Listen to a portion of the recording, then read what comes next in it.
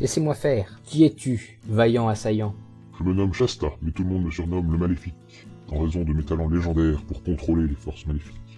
En fait, je les contrôle pas vraiment, c'est juste de l'illusionnisme pour faire peur aux autres, avant de devoir les affronter.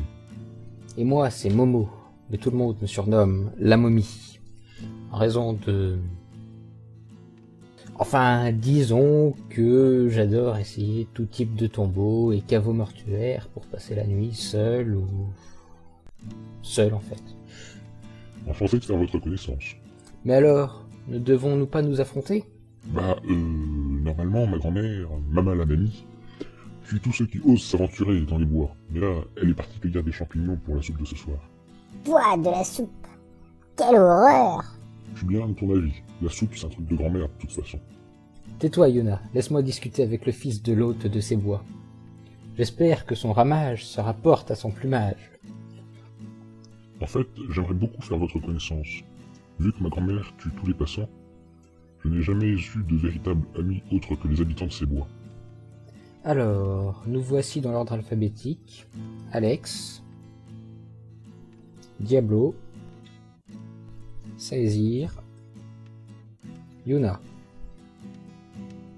Mais je croyais que ce bois était désert à cause d'un Yeti aux yeux rouges. Mais non, c'est pas un Yeti, c'est Mama, ma grand-mère. Mais c'est vrai que de loin, on pourrait la prendre pour un Yeti. En fait, on envisage une mission périlleuse dans ces bois à la recherche de quelque chose. Je serais ravi de partir avec vous. Génial. Au fait, la pierre a disparu. Vous voulez parler de cette pierre? Oui. Oui. J'ai trouvé contre un arbre tout à l'heure. Et ce n'est pas une pierre ordinaire. C'est un fragment d'obsidienne, ça vaut une petite fortune. Vraiment? Pour sûr. Mais alors, la pierre qui nous suivait, c'était... Moi. Enfin, juste un de mes petits tours d'illusionnisme. Bon, suivez-moi.